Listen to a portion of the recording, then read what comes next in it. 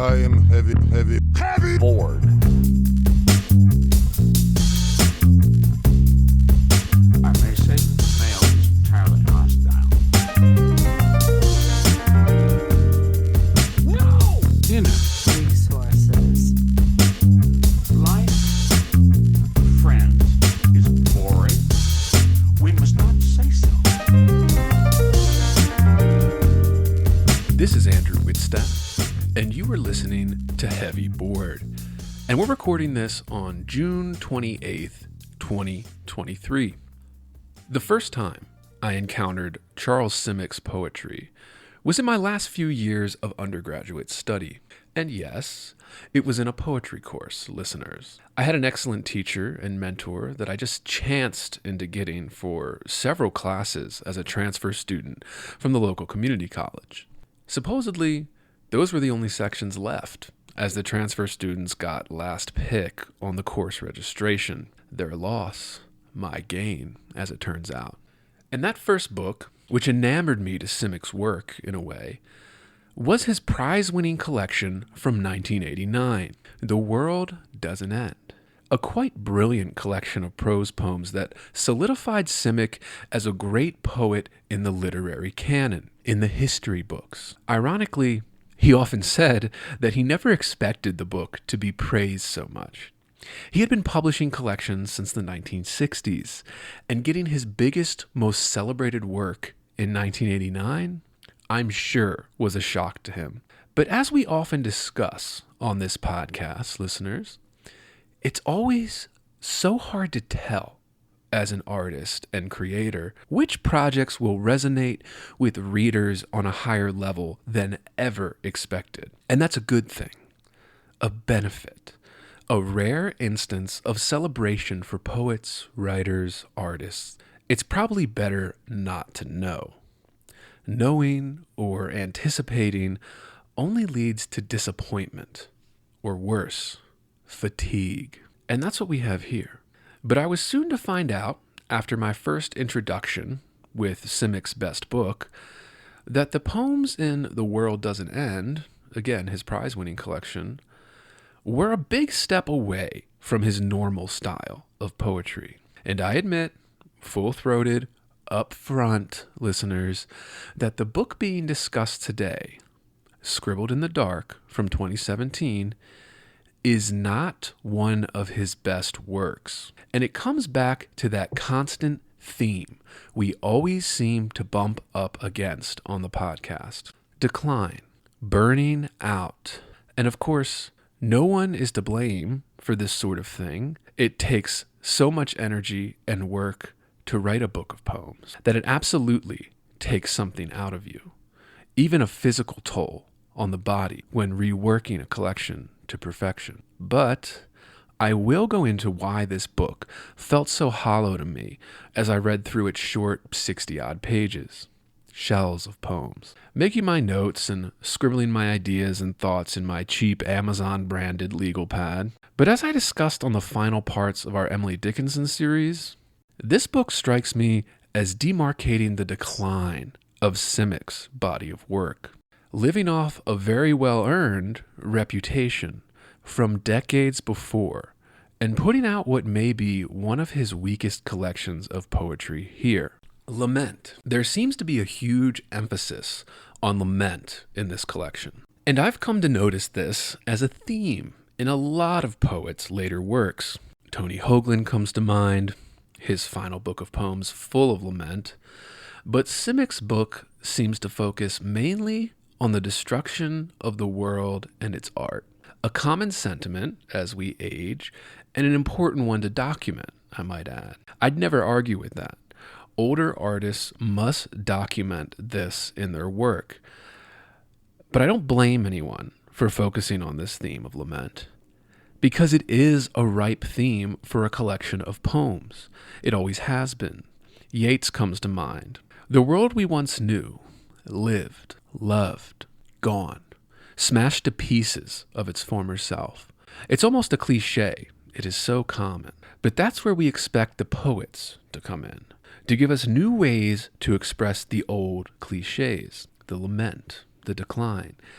And unfortunately, In this collection, Simic doesn't dress it up, make it new or unique in any way. And as the cover art of an old man on a park bench by himself feeding birds implies, most of the poems in this collection consist of just an old man observing things in so neutral a fashion, or at least pretending to be neutral, that it almost becomes a giant cliche in its own right, turning back in on itself and folding up what could have been a powerful punch in each line of this book. The images of death are everywhere in this collection, but not in a particularly meaningful way. And what I mean by that is it seems to be so neutral in these sorts of revelations on death, these observations, without any judgment on the part of the speaker or the poet, that it becomes a monotone radio broadcast spilling out across the universe. Little happenings, little laments. Some so small as to be just 6 lines long. And I've stated my feelings about very short poems on this podcast before, but I'll say it again. If it's short, I expect a lot from it, listeners. It better be good. But these poems mostly end up being little sound waves of no particular interest or importance, just observations. Observations of an aging man as he wanders city streets.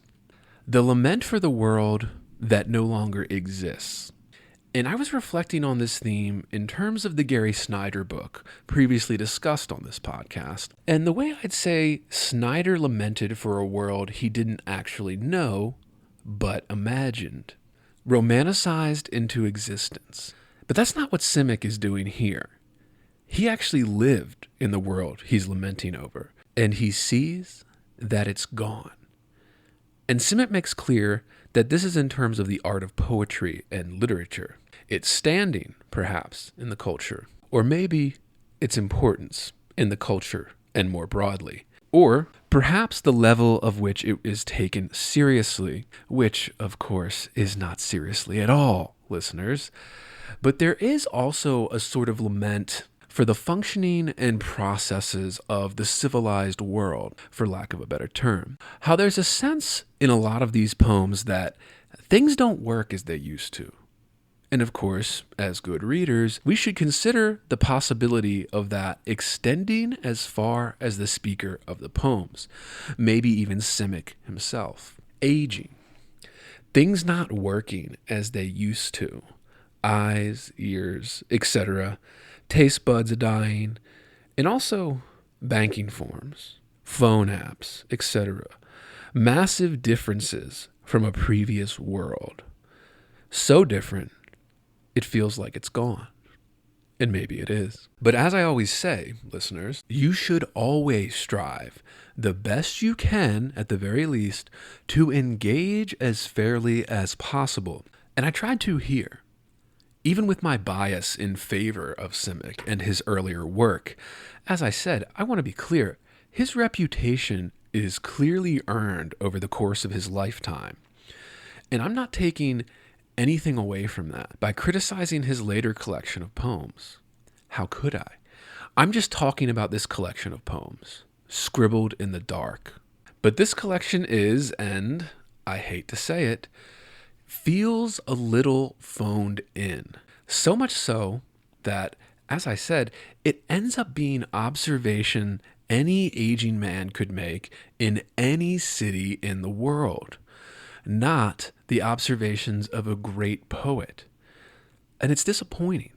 There is no specific city mentioned even. And while that isn't a deal breaker for these poems in Simic's Scribbled in the Dark, or any poems for that matter, it is surprising that someone of Simic's caliber got so bland and lackadaisical with it. Almost all the poems in this collection appear to be so minimalist that they end up saying very little, if anything. Nothing noticed that's unique or clever, making them almost banal.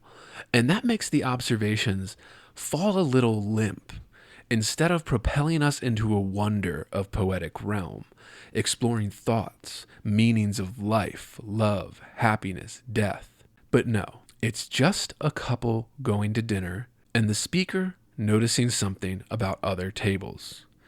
And, as I said, not even interesting things, listeners. I will get to what I would call filler poems in more detail later in the podcast, listeners, but I'll just point to a few things that got on my nerves as I was reading through.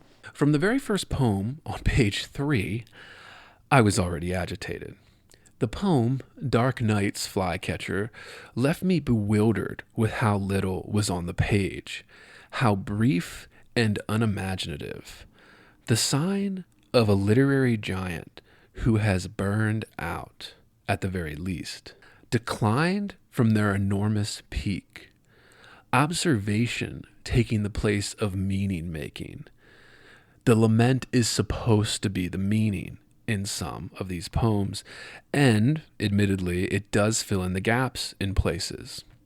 But I really was shocked at how uneventful this entire collection was. Again, mostly seeing people at restaurants, while the speaker is also at a restaurant. The image is loosely connected. Of course, I take it as a sure sign that Instagram and TikTok poetry has fully taken over the literary world. And even the greats, like Charles Simic, are not out of its grasp on the art form. And Simic does seem to lament that too, as he rightfully should. And so should you, listeners. What passes as a good poem in almost all of the major magazines right now is disgraceful. And Simic clearly knows it. He knew it back in 2017. We can all see it. But he also seems to, in a weird sort of way, a sort of hands up in the air, giving up pose is something I can't get out of my mind as I was reading through this collection. A sort of succumbing to the trend of everything is good, so therefore nothing is good. Almost exasperated at trying to resist. And that comes across in this collection. But one of the positive aspects of this book is the author being so close to death. It really seems to play out in each poem. Poems like Signs of the Time, about a closed-up library, and Missed Chance, a poem that really shows the dismal image of the life of a poet. A melancholy of regret, despair at the state of literature, the world, a loneliness almost. And that is perhaps the most moving part of the entire collection. As I said already, listeners, Simic is a master. There's no doubt about it. Just not with this particular book. And what I want to talk about in more detail in today's episode is this interesting phenomenon of artists declining as they reach old age. I will not speculate as to why any given artist has this happen to them, but it is just an interesting fact about living. The energy it takes to create something, especially something great, in line with the giants who came before us all. Poems like All Things in Precipitous Decline becomes a major theme in this book. The literary decay, the societal decay, the decay of the speaker, the poet. And of course, the Yeats line comes to mind when reading this. That is no country for old men, outgrowing the world that grew us. And this is very much in Simic's Scribbled in the Dark. But it is also so bland, so observational in places, in the literary tradition of Frank O'Hara maybe, but less funny and entertaining, that I couldn't help but be bored by the almost cliche things Simic seems to find worthy of putting into a poem in his old age. There is a poem in this collection literally called On Cloud 9, a cliche so glaring, the title made me pause and really think about what an older artist would be thinking in terms of not editing that one out, not giving us a little more flourish or color to it, spinning it in a unique way. But no, it's a title in this collection. Maybe you're starting to see what I'm talking about, listeners. A decline in the final product, an aging out of the discipline that made him so great in his lifetime. And as I read along with Simic in this collection, I found myself getting saddened by the state of the art too, receiving the message that Simic was going for. So, perhaps this book did accomplish what it wanted to. But by being so subtle about it, I think the general idea is lost, buried in too deep. The plain, banal observations of an old man sitting in a restaurant, the good old days behind him, just doesn't do enough to carry the collection home. It sputters out almost from page 1. And just one little line, that's it, one little line in this entire book references his childhood in Nazi-occupied Europe. Just one. And that one line does so little where he chose to place it that I have to wonder what he was thinking, if he was thinking at all. Decline, that ugly part of life no one wants to talk about. And this is true for everyone, not just artists. We are all only human. We decay. And the world we knew, grew up in, usually decays long before we reach that point ourselves, especially as things change faster than ever now with the internet, etc. And Simic is capturing that in this collection. He is. I just wish it wasn't so uneventful and small. The clear aftermath of a towering figure's career. Heavy bored. Ooh, baby. All right, here we go. Another episode of Heavy Board. And today, listeners, we are doing Scribbled in the Dark by Charles Simic. This is his 2017 collection of poetry. I believe that's when it was published. It came out 2017. Let me just double check here. 2017. So those that don't know, Simic has been a figure in the literary world, mainly the poetry world, for decades now. He taught for years at New Hampshire. Yes, it says New Hampshire here. He's emeritus now at the University of New Hampshire, and he apparently has taught there since 1973. He is very well regarded. Just to give you an idea, he received the Pulitzer Prize, the Griffin Prize, the MacArthur Fellowship, the Wallace Stevens Award, all of that stuff. He was Poet Laureate in 2007 for the entire United States. And as I wanted to stress in that monologue, he's a big deal. He's a big deal. He's a well-earned reputation. And of course now in 2023, he is aging out. And even in 2017, I think, and if you notice, at least I noticed on this one, this little hardcover edition from HarperCollins, there isn't a whole lot of praise. There's praise for another book on the back, which again should say something about this collection, listeners. But I don't want to give the wrong idea. I respect Simic. I think he's a good writer. He's a great kind of contributor. He's canonized. But according to this book, and I haven't read his most recent stuff, post 2017 here, but it appears to me that he's clearly on the decline here, that he's clearly not able to do what he did all those years ago, and especially in 1989 with The World Doesn't End. I think he's just clearly, and that's fine, right? That's fine. You don't have to put out a masterpiece every single book. You can have a stinker come out every once in a while. I think people read a little bit too much into that type of criticism. And it reminds me of the famous Orson Welles quote, when he was older, fat and wearing bathrobes and always smoking cigars. They asked him in an interview, I forget where it was, might have been Life magazine or something like that back in the day. And they said, don't you wish you had another Citizen Kane? Don't you wish you had another, hit legendary movie? And during the interview, Orson Welles looks at him, puffing that cigar and his fucking, fat bathrobe, chest hair out. He's just smoking that cigar. And he's like, you only need one. And it's true. You only need one. You only need one masterpiece. That's it. You need one.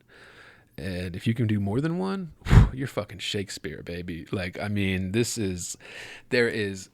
It's so hard. It's so hard to just do one masterpiece, I think. We're always striving to do that. I think you should, as a writer, as a creator, as a poet, as anything, be striving to create masterpieces. But, you only need one.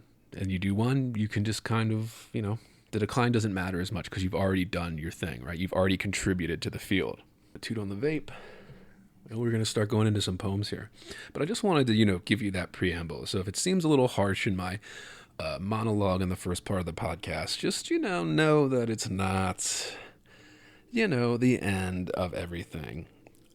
Even if this book fails or I think isn't very good compared to his other stuff. I actually have his complete works too, his big fat book sitting next to me here.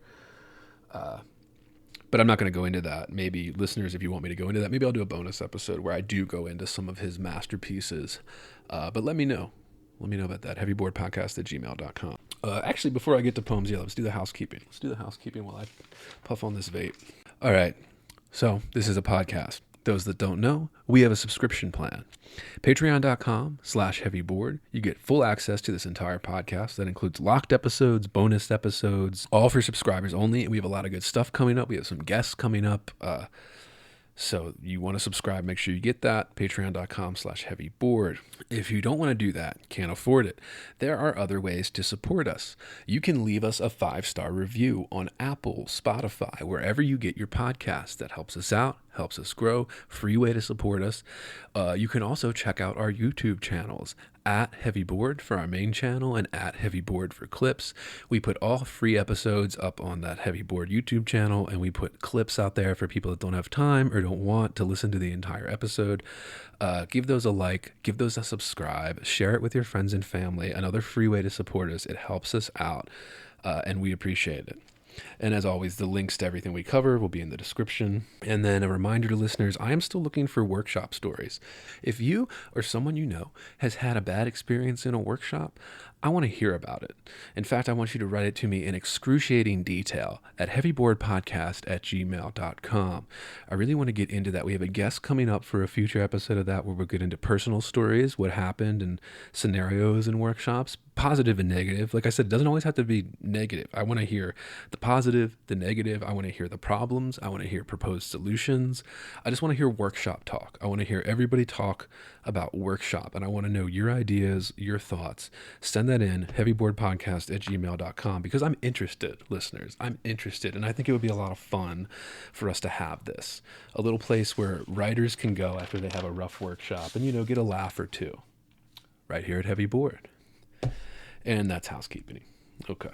So let's get into a few poems here. Let's get into a few Simic stuff. And I didn't have a whole lot of notes on this, but I did have enough. Let's see how many pages. I have about, more than I thought. I have about 3 pages in my little, legal pad here as I write down, and I try to make them more detailed now that I'm running these by myself so that I know what I'm talking about and can go into the details so I don't forget when I get there, right? But this is basic poetry book sections. It's in 3 sections here. 1, 2, 3. There's no specific names or no, 4 sections. Sorry, there's no specific names. They're just numbered 1, 2, 3, 4 with Roman numerals.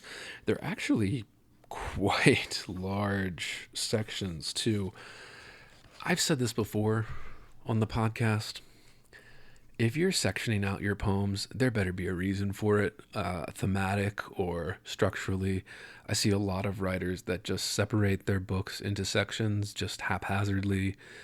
There's no real rhyme or reason for it. They just seem to do it because of tradition.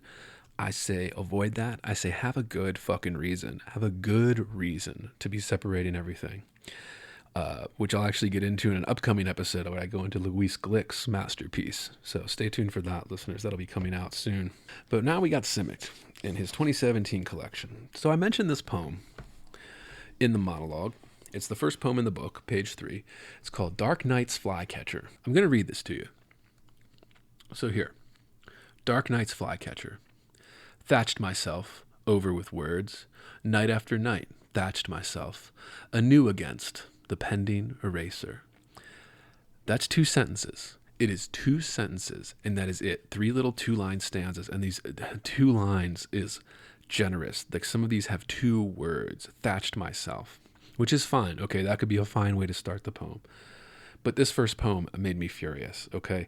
Because I saw this little kind of half-assed poem here to start the entire collection, And it just made me furious. I kept thinking of a master who was burned out and started this entire collection with such a mediocre little poem. I just couldn't believe it. It felt so much unlike the other Simic that I've read that I really just, it made me confused, furious, all the reactions that you get from something when you don't like it. I was just so kind of like, what the fuck is going on?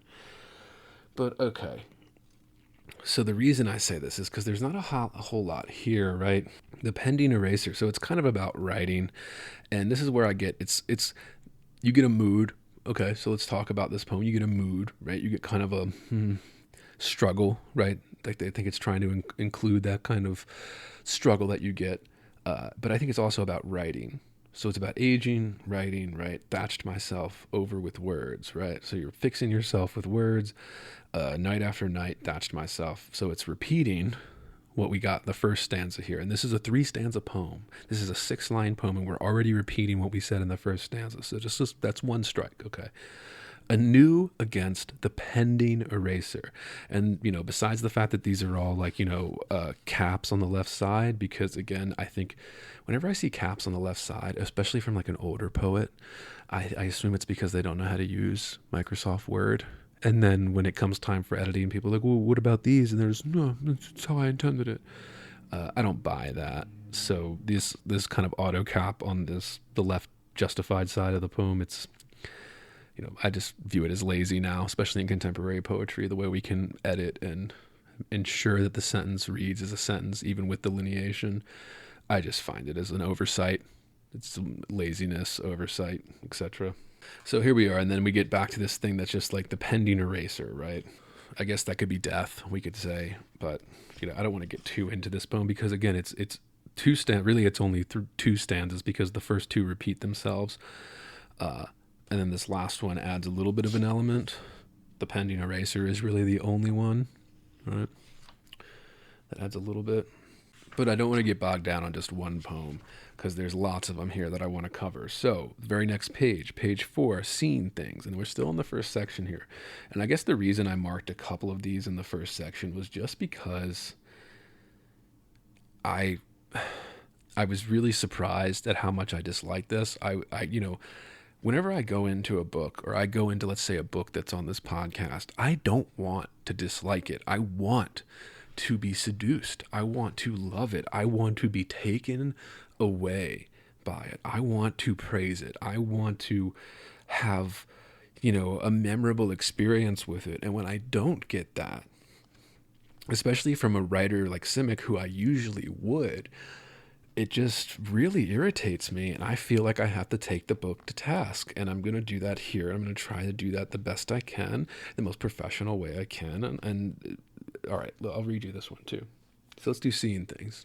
I came here in my youth, a wind toy on a string, saw a street in hell and one in paradise, saw a room with a light in it so alien, it could have been leaning on a cane, saw an old man in a tailor shop, kneel before a bride with pins between his lips, saw the president swear on the Bible while snow fell around him, saw a pair of lovers kiss in an empty church, and a naked man run out of a building, waving a gun and sobbing, saw kids wearing Halloween masks jump from one roof to another at sunset, saw a van full of stray dogs look back at me, saw a homeless woman berating God, and a blind man with a guitar singing, "Oh Lord, remember me.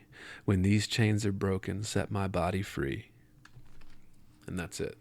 That's the end of that poem.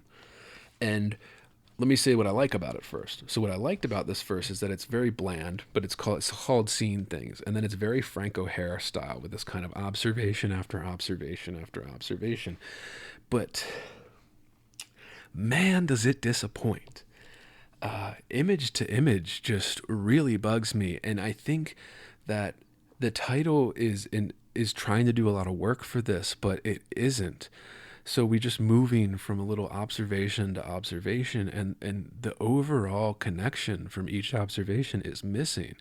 And this is an important lesson for writers, aspiring poets, aspiring writers. Your title, when you have a poem that's maybe like a string of things together that don't quite fit, but you could make them fit together, through work, rewriting, the kind of artifice of poetry, the craft. Titles can do a lot of work for you. titles can orient the reader to this in a way that something like seeing things just doesn't do.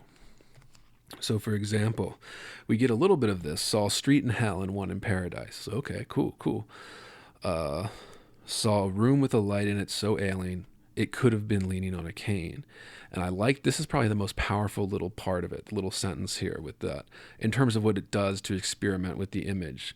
Now, here we go. Saw an old man in a tailor's shop kneel before a bride with pins between his lips. Okay, right? Like, that's the one. Like, he doesn't even make it interesting, where the light bulb before that, right, leaning on a cane, like, does work. It makes it a unique observation of this light coming through a door, or light in a, an alleyway, whatever it is, right? This old light, and this kind of, leaning on a cane implies death and old age, which is what Simic's in right now. But things like that, right? So it just kind of struck me as not enough here. And I want to point to the Halloween masks, listeners. If you haven't read this collection, or if you have, you'll notice that something like Halloween masks come up as like a theme in this collection. And not just Halloween masks, but masks themselves, right? And we can read that a couple different ways. We can read it literally as a child wearing a Halloween mask like it is here. Or we can read it, more metaphorically, where as a mask that we wear to, interact with the world, hide ourselves, protect ourselves, whatever that is. I think that's, so multiple uses in that case, but yeah. So going back with this kind of theme of me criticizing this for being a little too vague, a little too lackadaisical, maybe even lazy in places. Page 6, and like I said, I have a lot in this one because it was just the first time I was going through it, and I was like, irritated with what I was seeing, bored, right? All that stuff. But on page 6, the poem is called That Elusive Something. Okay, right. This is a little bit better, but that's so vague. That elusive something. I've said this before on the podcast, and I'll say it again. If you want to write a poem, and a poem is very small, listeners, and Shakespeare is one thing. Shakespeare covering huge subject matters in a very short sonnet. Well, putting it into a sonnet form really helps you narrow that down, and it really restricts you from going off the rails. That's the benefit of form. But in this case, and I would say Simic does straight free verse. Although you notice a lot of people that do with free verse, meaning they won't use the meter or the rhyme, but they will try to put structure other ways. So in this, for example, in this poem, page 6, That Elusive Something, there are 4-line stanzas, four 4-line stanzas, and it gives it a little bit of, structure. That's what it's going for, at least. So that's not all over the page or one huge block or prose, right? This is what separates poetry from other forms. But okay. And if you want to do this, you have to get specific. So you want to talk about that elusive something. Well, what is that? Because there's a bunch of things that are elusive to us. There are a bunch of things that we feel that we can't give meaning to, that we can't give, we can't articulate very well. This is part of the art of poetry, right? We're trying to articulate something that's elusive. Sure. I just said, again, need a little more. Titles are the big thing I see, especially in contemporary work, that not enough people put effort into. Like, the title can do so much work for this stuff, and it takes time, it takes rereading and rewriting to be able to come up with a good title that does all this work, orients the reader to what they're about to read, etc. But all right, enough of that. Let's read this poem, That Elusive Something. Was it in the smell of freshly baked bread that came to greet you out of the bakery? The sight of 2 girls playing with dolls on the steps of a building blackened by fire? In this city you might have seen once, in a dream or knew in another life, this street calm as a sharpshooter, taking his aim in the bright sunlight. Perhaps at that woman turning a corner, pushing a baby carriage ahead of her, you ran after as if the child in it was you, and found yourself lost afterwards, in a crowd of strangers, feeling like someone, stepping out after a long illness, who can't help but see the world with his heart, and hopes not to forget what he saw. And this one's a little bit better, a little bit less vague, but it's still vague, right? And I just really, really irritates the shit out of me, as you can hear. I mean, you guys, if you disagree with me, let me know, right? I'd love to have, as I said, a kind of segment in each episode where if I get a couple emails from listeners before I go into the next episode, I would take some time and like go over objections, agreements, thoughts, ideas, maybe things I didn't think about that listeners brought to mind. And I think that could be a lot of fun. It's kind of an intellectual exercise and all that too. Don't take it so personal. Like when somebody says they don't like something in a piece of art, this is a conversation. This is an open-ended conversation. Everyone has tastes, preferences, and I want to hear yours and, what you think of mine to some extent there. And I'll read this. And another example, just to drive home this point, on page 7 here, Fair Weather Friends is the title of the poem. Here, let me get some coffee. Let me get some toots on the vape. And let me orient you a little bit with this. What I'm going to say about this poem, Fair Weather Friends, on page 7 in this book, is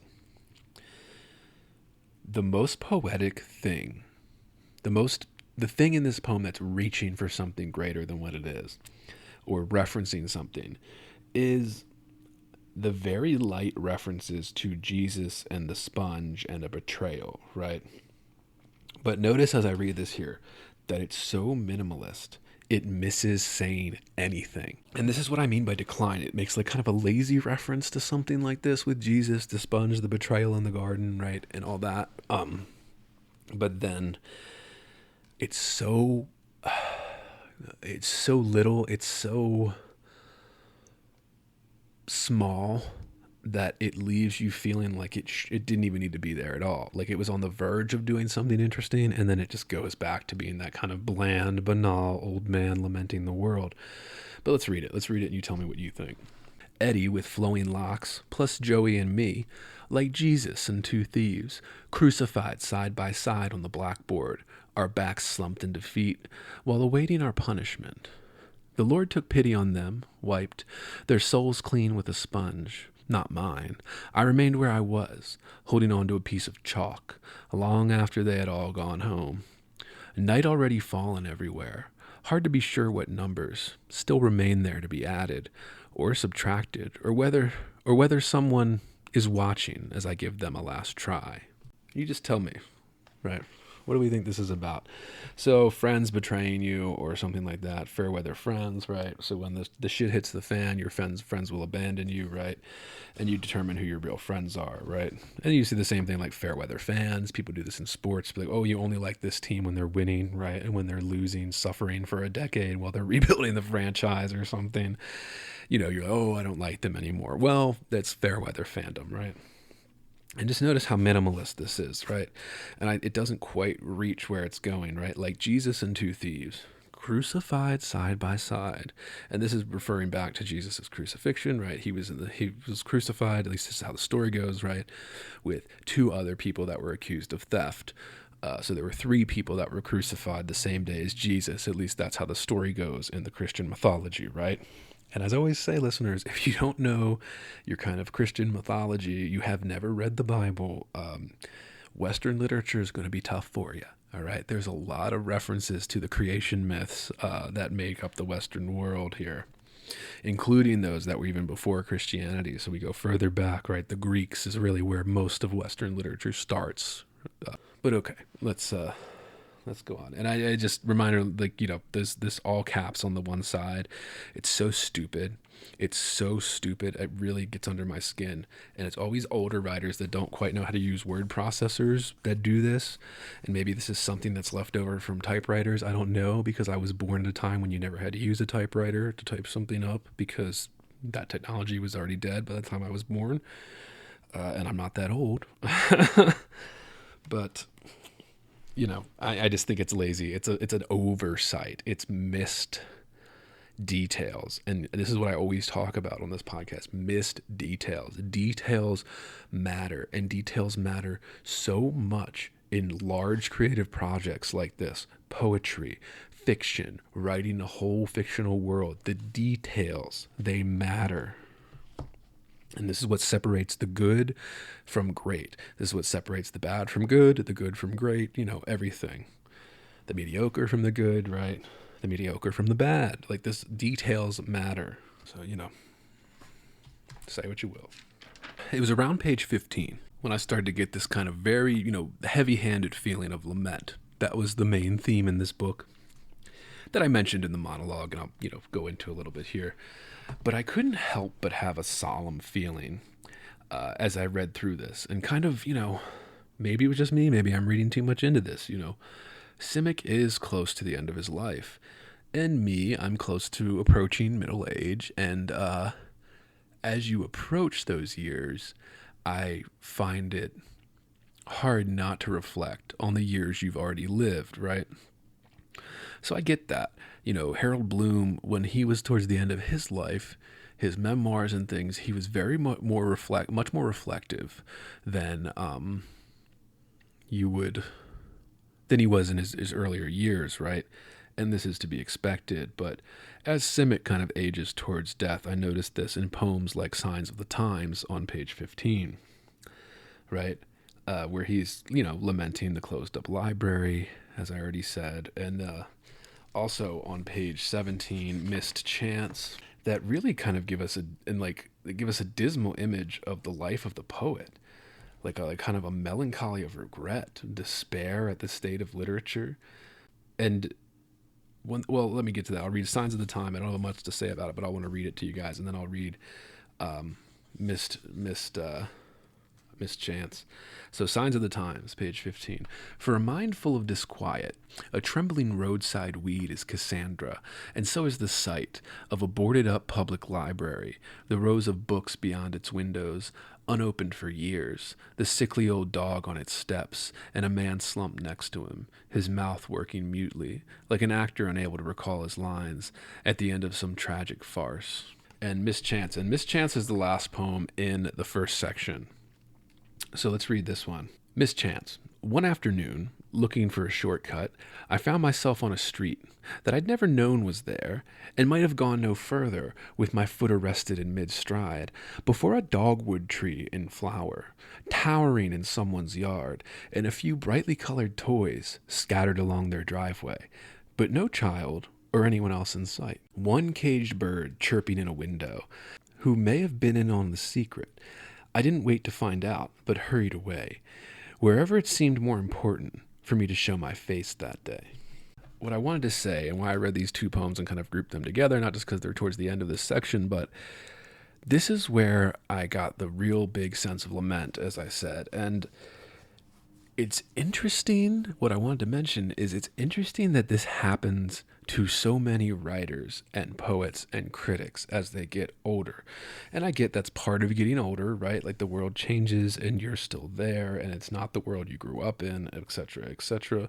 And it can be just little things, right? Most of the time people focus on the huge sweeping changes, but like I think people don't care about the big changes so much as the tiny little ones that affect their everyday life and things like that. Like a small public library closing up and him walking by and seeing it, or the speaker walking by and seeing it.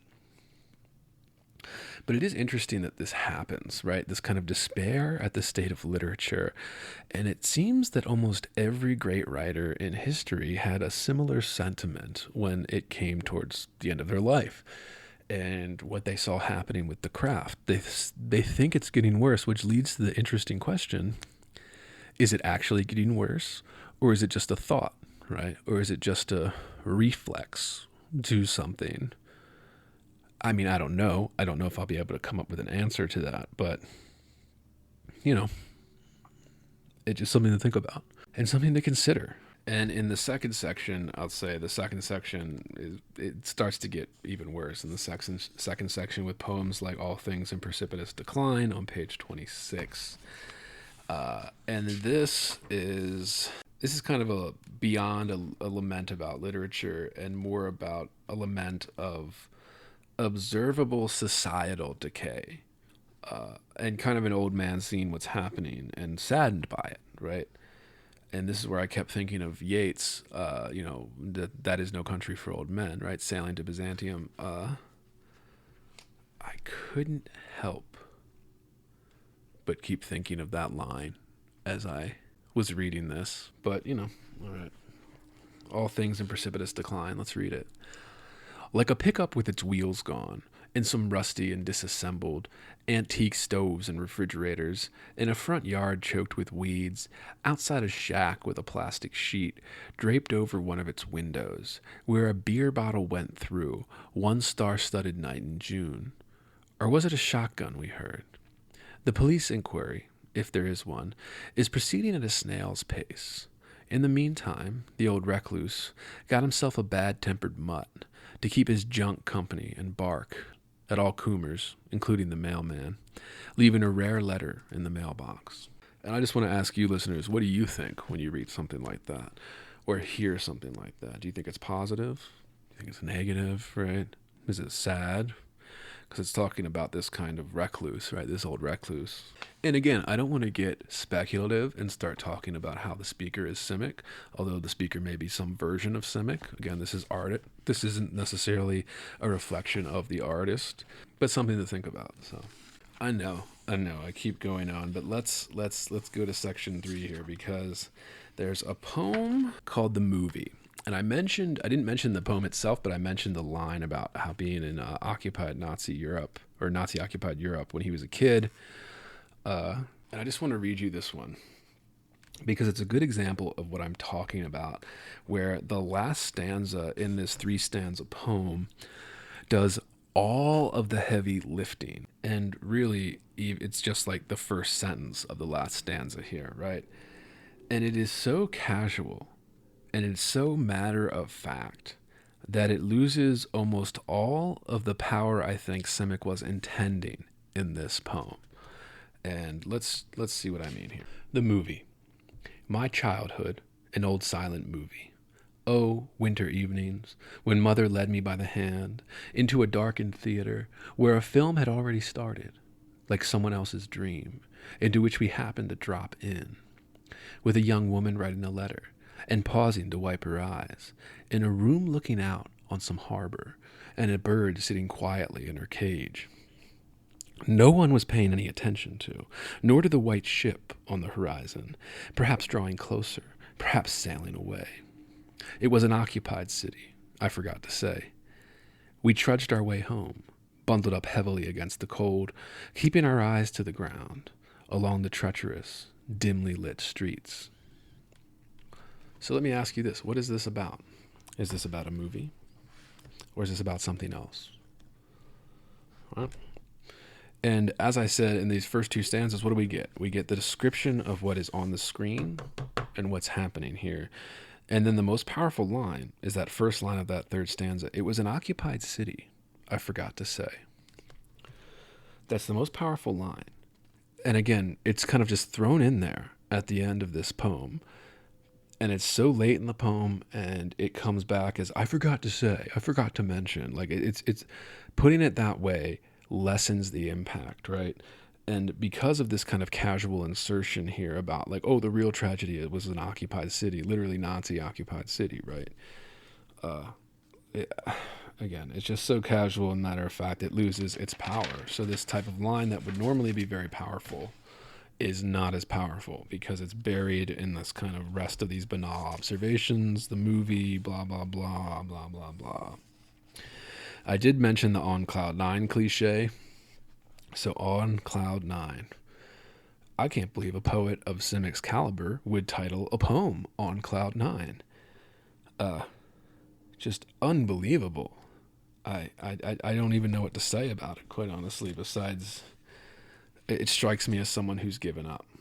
But, that's just what it is. Okay, so I talked a lot of, negative about this book, but there are some things that I like in this book. One of them being the poem Swept Away on page 42. And The Saint on page 47. Now, these are 2 of my favorite poems in the collection. They're probably the 2 poems that work for me the best when I read through this. But, I was so desperate to like something by this point. I'm over halfway in the book at this point. You're 40 some pages in.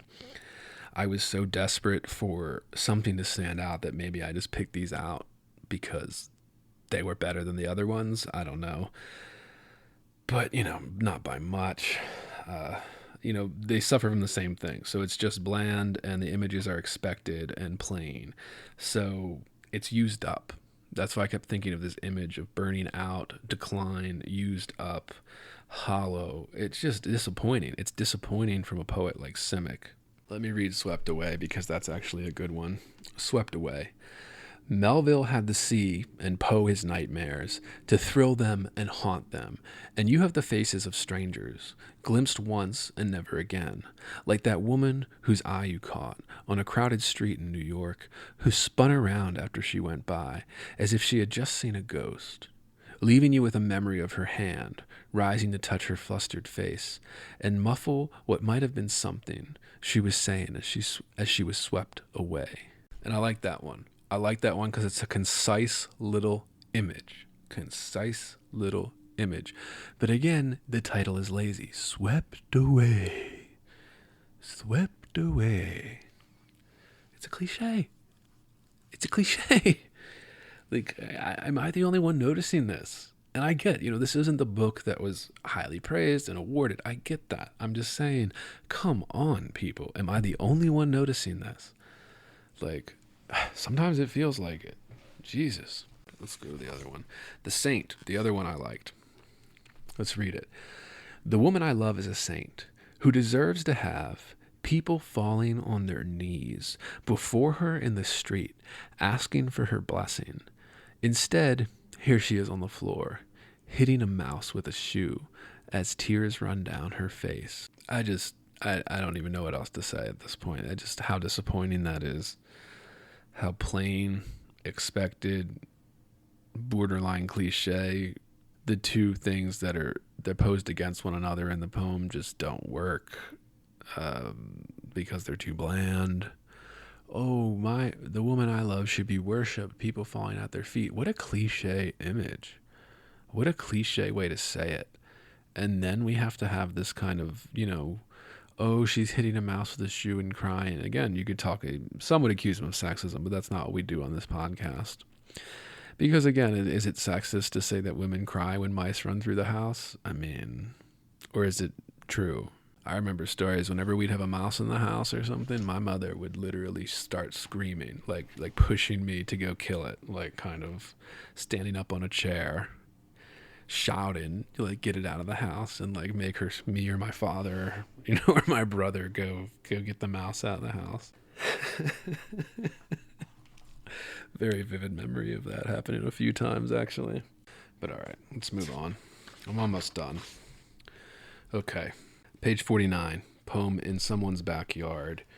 Another good example of what I'm talking about when I mentioned kind of the filler poems in the monologue. What do I mean by filler poems? Think of an album, right? Like a music album when you talk about filler songs, right? Meaning that the album was built around 4 or 5 singles, right? And then there's 15 songs on the album. And if they're not all good songs, I would call them filler songs, right? Same thing with poetry here. So when some of these poems are like this one, 4 lines long, I'm automatically skeptical. This better be fucking great if it's 4 lines long. But instead, it's an example of what I call the laziness. This kind of an idea of Simic's reputation, what he can enjoy from his well-earned reputation. Like I said, I'm not taking anything away from his reputation, which is well-earned. But it is clear that he's just kind of living on that now, this kind of earned reputation. But this book is a dying fart from an almost corpse, and poems like this prove it. So, In Someone's Backyard, what a pretty sight to see 2 lovers drink wine and kiss, a dog on his hind legs begging for table scraps. Is that even a poem? Can you even call that a poem? Or is that just a sentence smashed into some type of lineation? And his lineation is fine. We're talking Charles Simic here. Notice I didn't say anything about the line breaks because they all work. All are well thought out, which is why I'm irritated by the, all caps on the left margin, but okay. Yeah, it's a filler poem. Filler poem. Another thing on page 50, same one right after it. Poem called Cherry Pie. Now this one is 7 lines long. And let's read you this one. If it's true that the devil has his finger in every pie, he must be waiting for the night to fall, the darkness to thicken in the yard, so we won't see him. Lick the finger he dipped in your pie, the one you took out of the oven, love, and left to cool by the open window. Come on. One big bland cliche. And I call these filler, these are fragments, these are incomplete poems. Like the complete thought is not on the page. It is hovering somewhere outside of the work. And that's really why I take issue with it. But, all right, the last one in the last section here, the title poem, Scribbled in the Dark. What am I looking for? Page 63. Fuck, went past it here. Okay. Scribbled in the Dark. I would even call Scribbled in the Dark a fucking filler poem. Here, all right. But it's important to read the title poem, right? We talk about this on this podcast all the time. Scribbled in the Dark. A shout in the street. Someone locking horns with his demon. Then, calm returning. The wind tussling the leaves. The birds in their nests, pleased to be rocked back to sleep. Night turning cool. Streams of blood in the gutter, waiting for sunrise. And this one kind of sums up, I think, the whole themes of the book. The blandness, the kind of observations, and I think these types of bland observations would have been more impactful in the 80s and 90s when that was trendy in poetry, and right now it's just sad that he's still kind of doing the same thing in his old age here. He's not going for anything harder or more magnificent or bigger. It's actually getting more bland and more banal, which is the problem here. But I think this poem really did cement the theme of tragedy and despair, the lament for the world and literature, and not quite bitter, but almost bitter. There's this kind of fading away in this collection that, like I said, really shocked me. It disappointed and shocked me. And maybe that cover art is just... I should have known by that cover art. Literally, even the picture of the old man sitting on the bench. It's like kind of a cartoon image, listeners. Little birds being fed bread loaves. The man is just watching them. And there's like this kind of, not even a smile, just sad look on his face. And, whew, man. Even giants fall, listeners. Even giants fall. But that's my overall impression with Charles Simic's Scribbled in the Dark. I put this one on the list haphazardly just because I was like, that's Simic. I want to read one of these, read one of his newer ones that isn't in his collected that I have. And oh, man, was it a disappointment. Nothing else to say about it, but just that disappointment. I hope I made my points, but, as always, I want to hear from you. Let me know. Write it in, heavyboardpodcast@gmail.com. But that's it. A reminder that we're still looking for those workshop stories. Send those into heavyboardpodcast@gmail.com. Again, please subscribe at patreon.com/heavyboard, where you can get full access to this podcast, bonus episodes, all that good stuff for subscribers only. If you don't want to do that, can't afford it, there are other ways to support us. You can leave us a 5-star review on Apple or Spotify, wherever you get your podcasts. That helps us out, helps us grow. You can check out our YouTube channel at Heavyboard on YouTube. That's our main channel, and at Heavyboard Clips for our Clips channel. Give those a subscribe, give those a like, give those a share. That helps us out. It's a free way to support us. And as always, everything we covered will be linked in the description of this episode, so you can buy yourself a copy, build out your own library, all that good stuff. And this has been Heavyboard. See ya.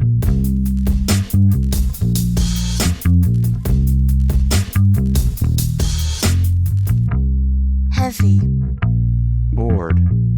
Heavy. I am heavy Bored.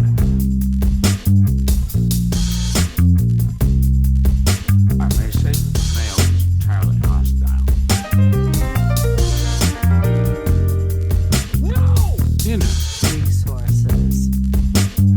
Life, friends, is boring. We must not say so.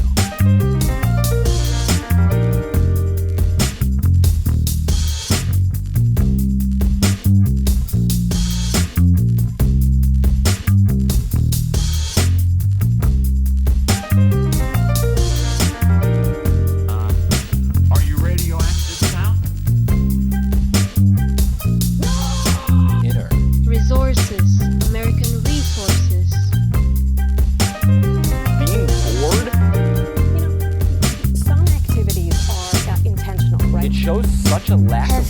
gratitude for life. Bored. I aspire to boredom, I should say. Bored. Heavy. I am heavy. Bored. Has you the night sweats and the day sweats, pal? Pal, I do.